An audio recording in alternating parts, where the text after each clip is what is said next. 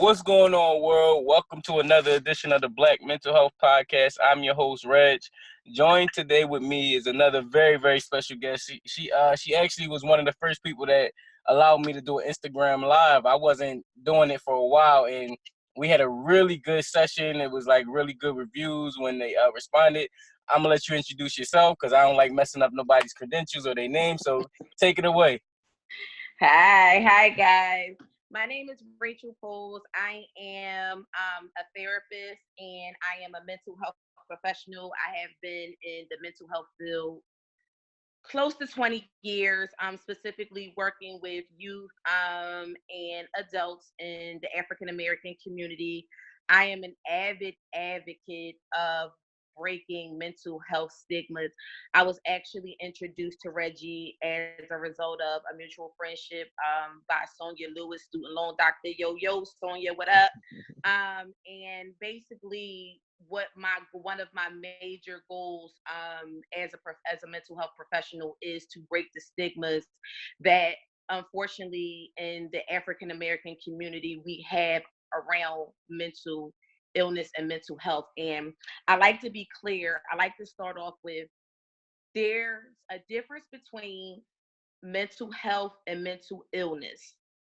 Mental health are the things that you do to prevent having a mental illness, meaning the diagnosis. Mental illness is the clinical diagnosis. So when you're diagnosed with depression, when you're diagnosed with anxiety, when you're diagnosed with bipolar, when you're diagnosed with schizophrenia, okay? Mental illness is the actual diagnosis.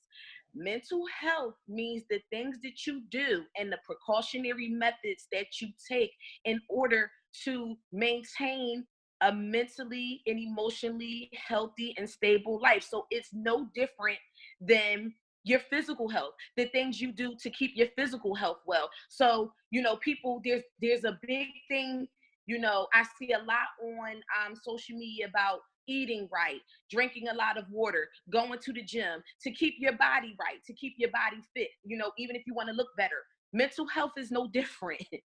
So, there's this massive information about how to keep yourself physically well, but when it comes to mental health, we don't talk about it because it's taboo.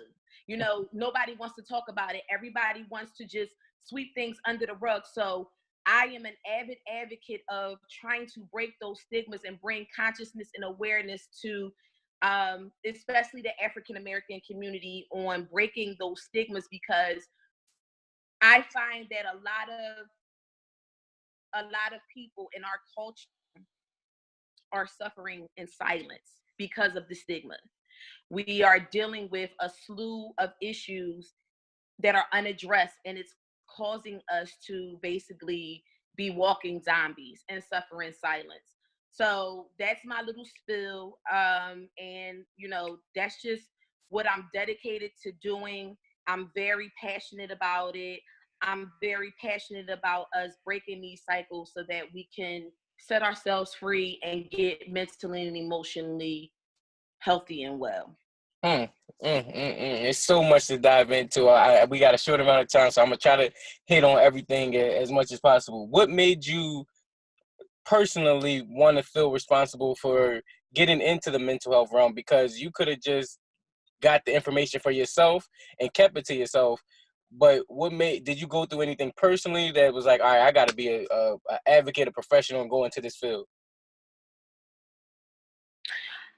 Yes, it was a little bit of both. I started young. I really knew, I would say when I first started college, that psychology and mental health was my niche, but it was also a combination of personal too, because myself personally, in 2010, I had a nervous breakdown. And it's funny that I'm thinking about it now. When I went into the hospital, they actually referred to it as exhaustion, Mm. but let's call a spade a spade. It was a nervous breakdown. Mm-hmm. And basically it was just so much going on in my life at the time. In my personal life, I had just gone through a breakup. I was engaged to be married, Wedding invitations had went out. I had found out that, my fiance was cheating on me. I called off my wedding 90 days before I was due to walk down the aisle. Yeah. It was money lost. I was going through some things financially. So it was just a slew of things that I was going through at that particular time. But I will also say, Reggie, that was also in addition to unaddressed issues of things that I had went through as a child that had never been addressed, that I was harboring. So basically it just all caught up to me. And unfortunately, I was raised with the mentality that, I wasn't raised with that, I wasn't given as a child or even as an adult, like, these are, when you're feeling heavy, you talk about it. I was raised like, you just keep pushing, keep pushing, keep pushing. And unfortunately, my body let me know, like, no, Right. we're not wired that way. And when I left the hospital, I just made a pact to myself, like, I would never be here ever again.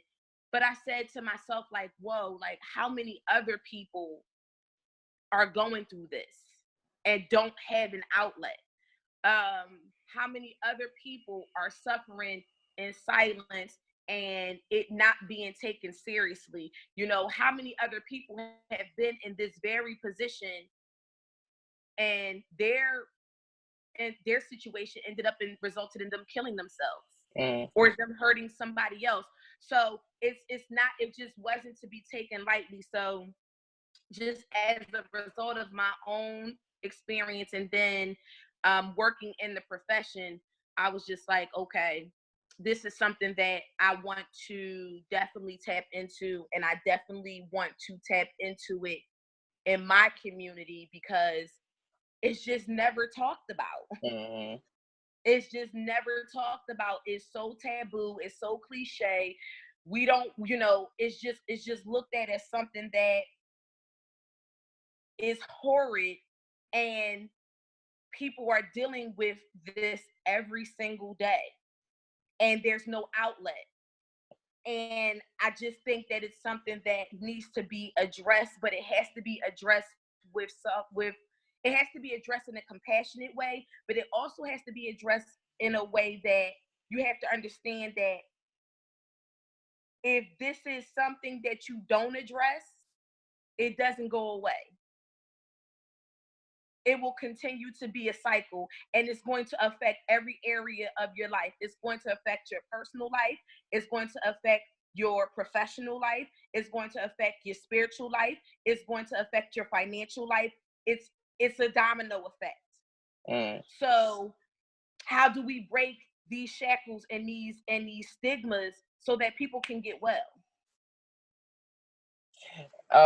You touch on a lot, and one of the things I know that you said standing out to you, and because we're a man and a woman on the platform, I would want to ask you what role do you think relationships, like you being in a relationship with a man or being in a relationship, just being in a relationship period, plays on your mental health? Because I early on, that was one of the reasons why I started diving into it. It was because I was having relationship issues, and I realized that a lot of it, and I'm not going to take full blame, but a lot of it was because I didn't fix stuff internally within myself, and it was tripling over into my relationship. So talk about with the work that you do and the experience that you have in your life, like what role relationships play in your mental health. From infancy on up to whatever age you are today, up until the time you go into the grave, we all have a story. We all have been through something that has affected our psyche, that has affected our mental and emotional, physical health and wellness. So, and what I will say to that is, the more detached you have allowed yourself to be from those situations, the more damage you're causing any relationship you should come into contact with throughout the entire course of your life. Period. Point blank. Bottom line. me personally, there were things that I went through as a child that even to this day I have dealt with them. But like for instance, my mom is very uncomfortable for her to talk about, and there's nothing that I can do that's going to make her feel comfortable because she has to do the work for herself. Is I can't do the work for her. I've already, my issue with her, or my, me, her feeling like I haven't forgiven her or whatever the case may be. I can't carry that burden anymore because she has to forgive herself.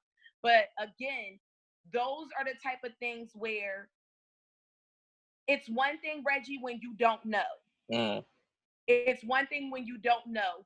But when you get to a point in your life when you see how the things that you have encountered as a child, as a young adult, or even as the adult that you are now, are triggering and affecting the relationships that you are engaging in now, whether it's with your girlfriend, your boyfriend, your spouse, your children, your work relationships, you are responsible then at that point.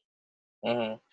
One of the things that I will say as a therapist is when I get new clients, I send them intake forms that give them a slew of questions. And one of the questions is, what makes you think that you're ready for therapy? Because see, my job as a therapist is not to make you think that this is going to be a pity party. That's not what it's about. You have to be willing to do the work. And a lot of people are not willing to do the work because, listen, it gets ugly before it gets pretty. And see, when you've been used to ducking and shucking and jiving, and now you got to deal with it. See, because we want to work around it.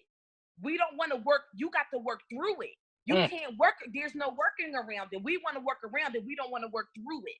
So, it gets greater later, but we most of the time as people want instant gratification and we want stuff to just go away.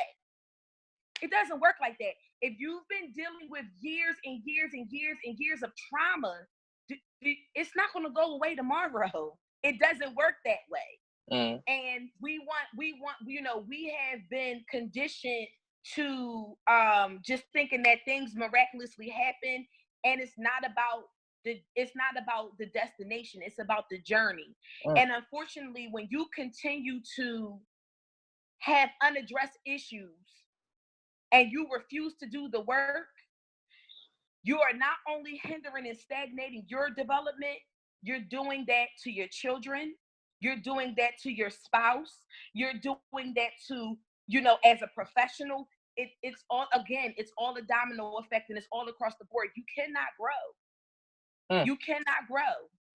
You have to go through this. You have to experience some pain. And I will tell you from personal experience, some of my greatest moments came from my darkest moments. Ooh. They came from my darkest, when I was ostracized from everybody, when I had to be by myself, when I had to look in the mirror and say, your shit stinks. It's not everybody else. Yes, there are some things that you went through that have caused you pain, that have caused you uncomfortability. However, you cannot stay there. Once you have identified that these issues have hindered you and where they are hindering you, you have a choice to make a decision to be helped or hindered. You can't keep pointing the finger. Man, you spoke like right into what my book was, with the base of my book, Suffering into Success, a paradigm shift for struggle so you can achieve happiness. It's the fact that we avoid pain because we like you said, on the other side of that, some of your greatest experiences come from being through something painful. Take me, for example, going through this accident. I look at it, one of the ways I look at it from my car accident was now people get to see Reg is not playing when he's talking about mental health. He literally is trying to show you, like, yo, I can take a situation that can mentally break somebody down and break them, and they can be scarred for the rest of their life, and be like, you know what, I'm gonna use it and push me to where I want to go. So I'm happy you touched upon that. It was something you said that I wanted to make sure that I didn't skip over. And I can't remember it right now, but I did have this question. Me and you, man to woman, I try to use my platforms as teaching advice to men and give women the platform to say things that they want to say to men, but they don't give the chance to say. So Okay. in what ways do black men, which unknowingly or knowingly, affect black women's mental health, and how can we fix it so that way we don't contribute to that problem? Oh man, Reg, you should have let me know this because I would have been writing this stuff down, brother. I would have had you a whole book, brother. Okay. Brothers, I'm gonna start off with this. I'm gonna answer Reggie's question, but I'm gonna start off with this. We need y'all. In contrast to some of our actions, some of our words, some of our misplaced behavior, we need y'all. Because there's no other male entity out here that will protect us like y'all will. Period. And I say that wholeheartedly. Dear black men, we need y'all. We need y'all. Y'all are all we have to protect us, to protect our babies, to protect our families. So sometimes we may make it difficult for y'all. And I say on behalf of all black women, forgive us. Because there's definitely a disconnect. But we need y'all. But I will say, one of the things that I think is the biggest dampener as far as black men and women and mental health and relationships, respect is definitely lacking on both ends, not just the man, on both ends. We have to learn healthy boundaries. There is a way to get your point across without hitting below the belt and being disrespectful. That's number one. At the end of the day, a man does not want to be emasculated, and a real man will not be emasculated. I don't care how much he loves you. I don't care how many kids you have with him or whatever the case may be. A real man is not going to allow you to emasculate him. That's number one. So respect.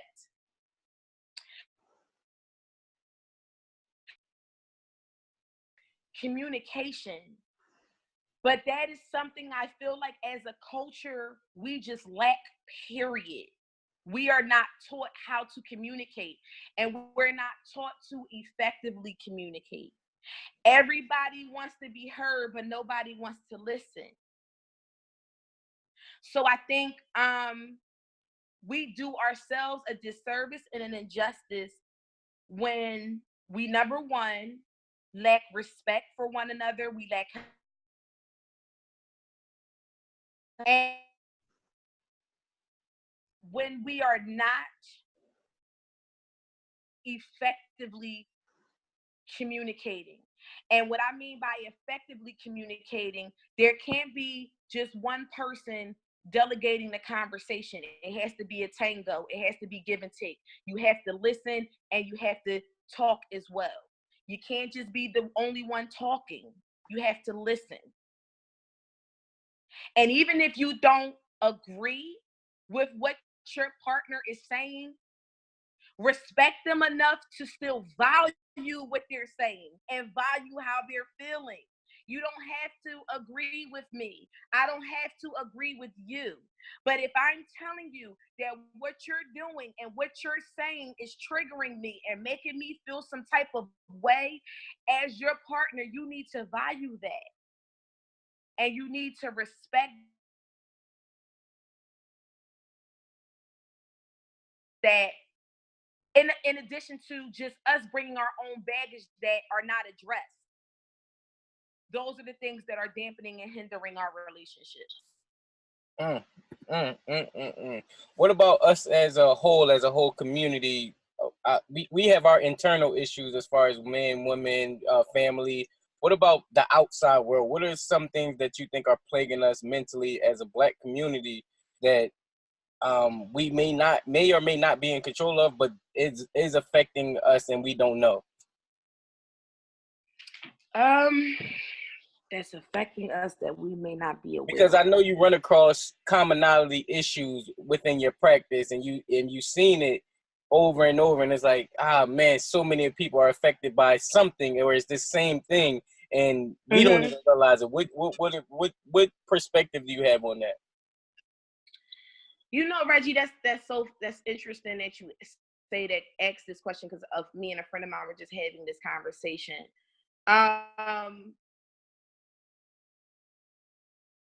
Honestly, people don't know who they are. Mm-hmm. People, especially now in the days of social media where you can be anybody you want to be behind the computer. Mm-hmm.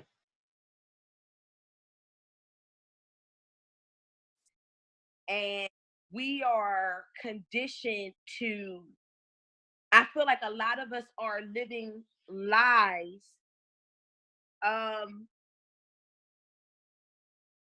to try to make some type of, I don't want to say point, but we feel like we have something to prove.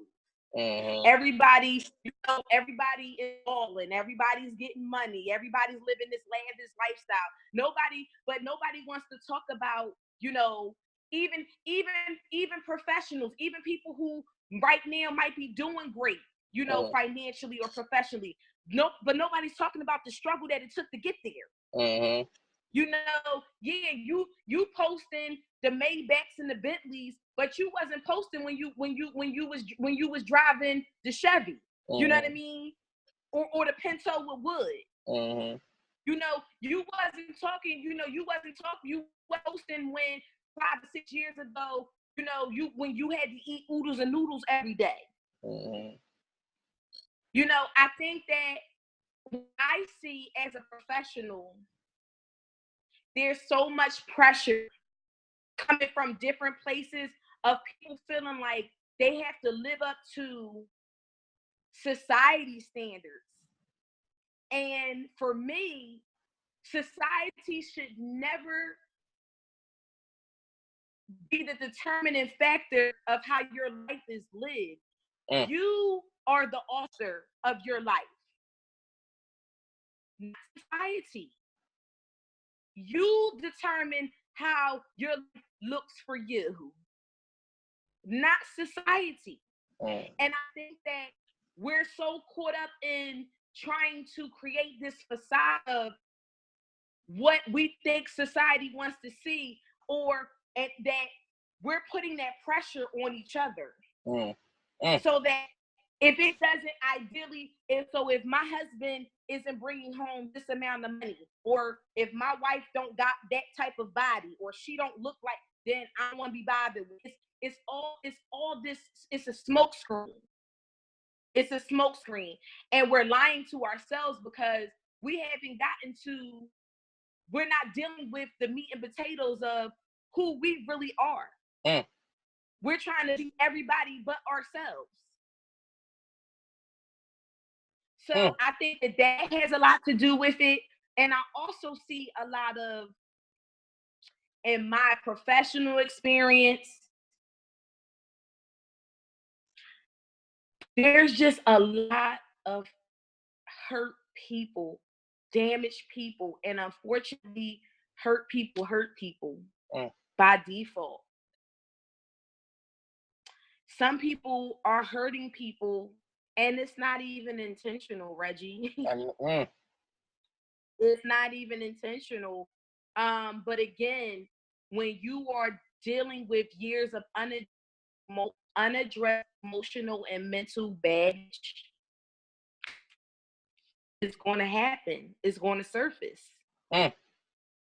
It's funny. So It's funny you said that because that was one of the main breakthroughs I had when I fixed the relationship with my father. It was the fact that he was broken. So how can I expect something from him that he never got? And I had to be the bigger person to say, am I fighting for the relationship or am I fighting for my childhood? I'm an adult now, so you can't fight. He can't take me to the ball games no more. He can't take me to Chuck E. Cheese. wow. So, but now he can build a relationship with me as a man and be there on the phone and call me and do those things. So once you get past that brokenness and you move past that type of ideas that you have in your mind because you're still holding on, I feel like we all will be a better place. But that ties into what the next question I was going to ask you. And you said something earlier about accepting that certain people are not doing the work to better yourself. I think you said it with your mother. And I have a friend who's having that same type of issue, whereas she's trying to repair relationships, but when people are not admitting their part in the brokenness, it's hard to repair that. What advice would you give to someone like that, where it's like, well, I want to move forward? It's just like me. What if my dad was never accepting of my opinion and my perspective, and he was like, well, you on your own, basically. How does one fix those type of situations and relationships when the other person is not willing to accept or do the work? Well, this is the thing. That's why I was saying, and I'm gonna give a twofold answer on that.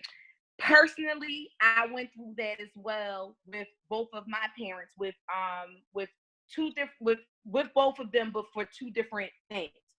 And the one thing about forgiveness, and I'm gonna separate that from therapy, because you can choose to forgive someone and not go through therapy. Now, therapy might be the intervention on giving you the tools on learning how to do so, because some people just are that emotionally strong where they know they can forgive somebody. They can forgive someone and be okay with um You that can forgive person someone who isn't never sorry. that and never acknowledges that they did wrong or that they caused harm. Some people are just that emotionally strong, others are not. The one thing that I will say to that is, when you are truly seeking healing, and I'm gonna tell you from a personal experience, Reggie, this is not professional Rachel speaking, this is personal. When I truly got to a point when that I wanted to heal, I did not give a shit about anybody acknowledging what hurt they caused me, because I wanted to break myself of those shackles.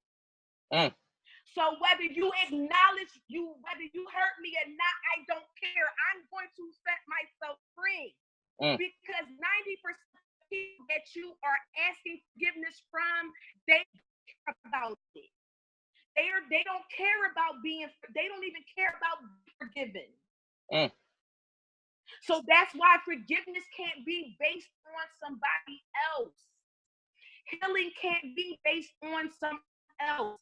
Because if you are basing your healing on another person, you will never heal.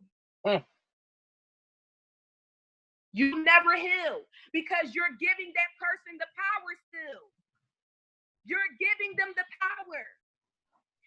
You saying, when you say, I'm going to forgive you, regardless of whether you want the forgiveness or you're sorry for the pain you caused me or not, you've now reversed the roles and took the power back. I don't give a shit if you care if you hurt me. I don't give a shit if you're taking accountability for causing me pain. I'm telling you, in spite of, I forgive you. I release you. I release this pain you caused me. I release this bondage that I've been dealing with. I release this struggle. I release it and I release you. I will not wake up tomorrow with this same heaviness on my heart because I want to be free. Whether you accept it, acknowledge it, or want it or not, I've taken my power back. So as long as you are looking for someone else to acknowledge that for you, you will never heal. Once you stop seeking that and you say, regardless of whether you acknowledge it or say you're sorry, it doesn't matter because it's about me. You've then taken your power back, and that's when you're truly on your journey to healing because you've no longer made it about them. You've made it about you.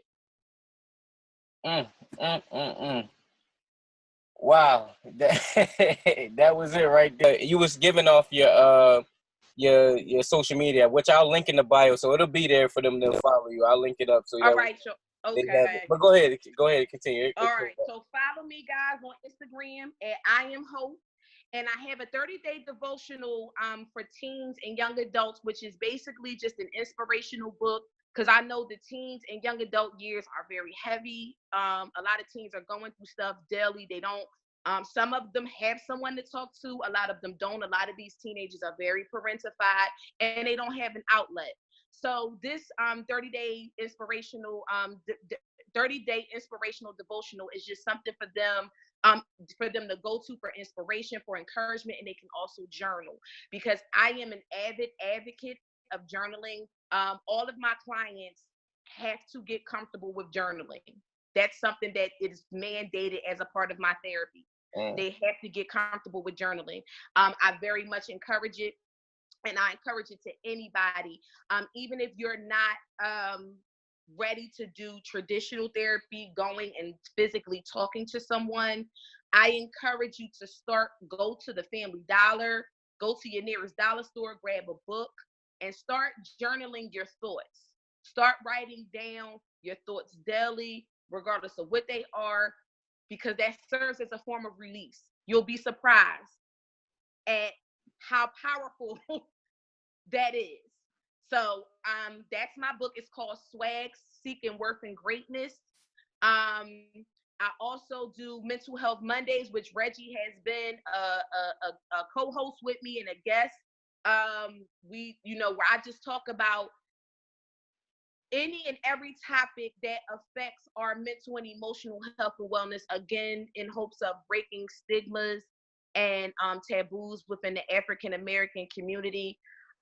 Reggie, actually, when we get off of here, I actually want us to go on my live to tap into the power of forgiveness, because I feel like somebody needs to hear that message. All right. Even if it's for 5 or 10 minutes, I just feel like where we just went with that, with your testimony and my testimony, somebody else needs to hear that. I got you. So yeah, guys. So my Mental Health Mondays is every Monday, 8 p.m. Eastern Standard Time. It's my Mental Health Mondays has actually got crazy. Like, you guys, it's the feedback is crazy. It's very interactional. I don't like to be the only one talking. I like to hear back from my viewers, because guys, we be heavy. And the things that you guys be sharing with me and my co-host on my Mental Health Mondays, I be touched, because y'all be sharing some personal stuff, but it means that y'all trust us. So, I'm very grateful. And just my page as a whole is just a place for inspiration and encouragement. So please follow me. I appreciate you, Reggie, for thinking about me and inviting me today on your podcast. You doing big things, brother. You got a powerful voice. I'm rooting for you. I'm rooting for all my Black men that's out here, and then Black men who are conscious about mental health is just even doper to me. So, anytime, anything that I can do, for you on your platform, let's do it, because we got to get this message and this word out. Listen, y'all heard her, follow her. I'm a big proponent of people that who are trying to make change within our community. We all seen what the effect of Nipsey Hussle has affected us as a whole. Yes. Best thing that we can do is take the baton and keep running and keep on doing it and show by actions and deeds and actually doing stuff. So I salute you for the work that you do and being strong within that realm of taking on that beast that is mental health, because it's something, like you said, that's taboo, that no one wants to talk about, but it needs the most talked about. It's like we care about our body, we care about physical, we care about all of that stuff, but not what's up here in the mind. So I appreciate you. Is there any parting thoughts that you want to leave with the community?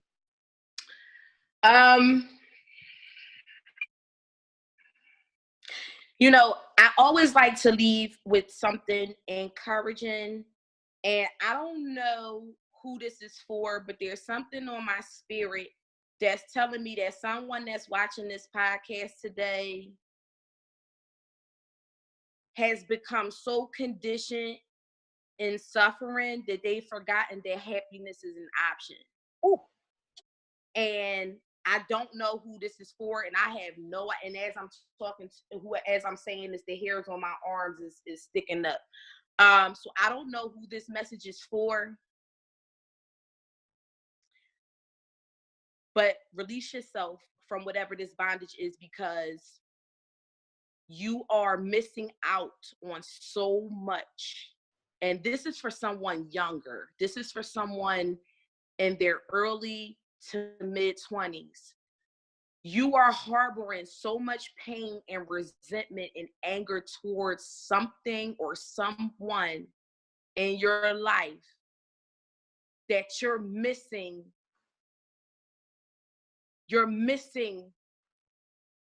greatness in so many different ways.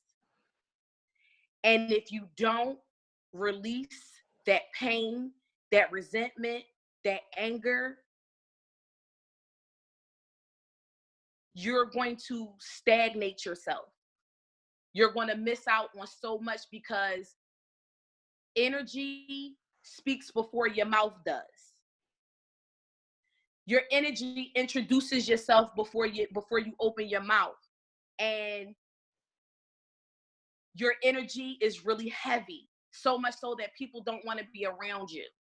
And you really are a good person deep down inside, but you're so jaded and hardened that you're not a pleasure to be around, because you're negative and you're missing out on so much in life, and you're too young. You're so young. Whoever this is for, you're young. This is not for someone older. This is for somebody younger, I feel like. But you got to let it go. And if you don't, you're going to hinder so many opportunities that are going to be valued to you, and just your development as a person. So whoever that message is for, I don't know what that means for you or where that even means for you to start. But whoever is walking around with resentment, anger, pain, you got to get to a point where you got to say enough is enough. And yes, that's going to mean you're going to have to be ready to do some work, and you're going to have to be willing to deal with some things that you don't want to deal with, and deal with some pain that you don't want to feel. But I promise you, and I'm not saying this because I have lips, it gets greater later. From personal experience, it gets greater later. I salute y'all.